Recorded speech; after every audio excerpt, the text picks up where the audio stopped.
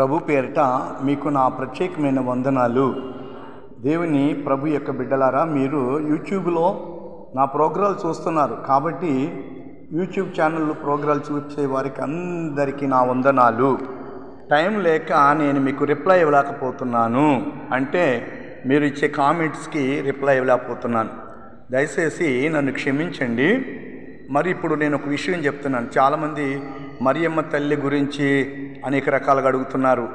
చూడండి, లోకరక్షకుడైన మన ప్రభువైన యేసు స్వామి వారు లోకానికి రావటానికి మరి లోకములో చాలామంది కన్యకలు ఉన్నారు కదా, ఎంతోమంది కనిపెట్టినా కానీ ఆమె గర్భంలోనికే తండ్రి అయిన దేవుడు తన కుమారుడైన యేసు స్వామిని ఆమె గర్భంలోనికే పంపటానికి తండ్రికి అభిష్టమాయను. అర్థమైందా? నిజంగా ఆమె ఎంత పరిశుద్ధంగా ఉంటే పరిశుద్ధుడైన యేసు స్వామి వారి ఆమె గర్భంలోకి వెళ్తాడు చెప్పండి. మరి పుట్టబోయే లోకరక్షకుడైన యేసుక్రీస్తు వారి పరిశుద్ధుడు కదా, పరిశుద్ధుడు సర్వశక్తిమంతుడు. ఆ శక్తిగల దేవుడు ఒక నరమాత్రురాలైనటువంటి ఆడమనిషి అంటే ఆడ కన్యక గర్భంలోకి వెళ్ళాలంటే ఆమె ఎంత పవిత్రంగా ఉండాలి చెప్పండి. కాబట్టి ఆమెకి సప్న దోషం కూడా లేదు. ఆమె పవిత్రంగా, యథార్థత, ప్రేమ ఎంతో ప్రత్యేకంగా ఉంది. అందుకనే నశించిపోతున్న ఈ లోకానికి రక్షణ ఇవ్వటానికి ఆదిదేవుడైన యెహోవా తన ప్రియకుమారుడైన రక్షకుడైన యేసు స్వామి వారిని ఆమె గర్భంలోకి పంపటానికి ఆమెనే బలమైన ఒక పాత్రగా ఎన్నుకున్నాడు. దేవుడు ఏర్పరచుకున్నాడు. దేవుడు అధికారం ఇచ్చాడు. దేవుని యొక్క ప్రణాళికది. కాబట్టి కించపరిచి మాట్లాడకండి, తప్పు. మరియమ్మ తల్లిని కించపరిచి మాట్లాడకూడదు. లూకాసు వార్త 1-2 అధ్యాయాలు చూడండి.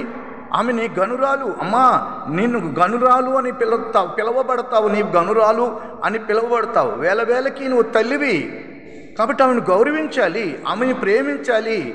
అలాగే రక్షకుడు ప్రభు అయిన యేసుక్రీస్తు వారే, దేవుడు యేసుక్రీస్తు వారే ఆయనకి జన్మనిచ్చింది.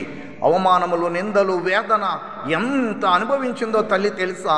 ఆమె అనుమతికి, దేవుని అనుమతికి కాదు అంటే గనక ప్రభు ఆమె గర్భంలోకి వెళ్ళేవాడా? సాక్షాత్తు దేవదూత ప్రత్యక్షమయ్యింది, మాట్లాడింది కదా. అయ్యో, నేను పురుషుని ఎరగనదానిదే, ఇది ఎలా సాధ్యమో అని ఆమె భయపడినప్పుడు దేవుని వర్తమానం ఆమెతో ముఖాముఖిగా మాట్లాడలేదా దేవదూత వచ్చి? లోకరక్షకుడు నీ గర్భాన పుట్టబోతున్నాడు కాబట్టి అమ్మా నువ్వు అంగీకరిస్తే లోకరక్షకుడు నీ గర్భంలోనికి వస్తాడు. కాబట్టి నువ్వు చెయ్యాలి అంటే ఆమె త్యాగం చేసింది. లోకరక్షకుడైన ప్రభువైన యేసు స్వామి వారు లోకానికి రక్షకుడిగా రావటానికి ఆమె తన జీవితాన్ని త్యాగం చేసింది, అంగీకరించింది, అవమానాలు భరించింది, నిందలు భరించింది, ఎంత బాధను భరించిందో తెలుసండి. నోరుందని మనం వ్యర్థంగా మాట్లాడకూడదు. ఆమె కూడా దేవుని కార్యాల్లో బలమైన పాత్ర. దేవుడే అట్టి అనుమతినిచ్చాడు. ఒక బలమైన పాత్రగా ఆమెని ఎన్నుకున్నాడు, ఆమెని ఏర్పరిచాడు. దేవుని సంకల్పము లేకుండా తల వెంట్రుక కూడా మనం మార్చలేము. ప్రభువు సదా తోడై ఉండునుగాక.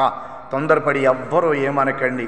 శిష్యులకి ఎంత అధికారం ఇచ్చాడు దేవుడు, అపోస్తులకి ఇవ్వలేదా? ప్రభు మరియమ్మ తల్లికి మరి ఎంత గొప్ప అధికారం. ప్రభు ఆమె గర్భంలో ఉండటం అంటే ఎంత ఆశ్చర్యకరమైన విషయం చెప్పండి. 9 మాసాలు కన్నీ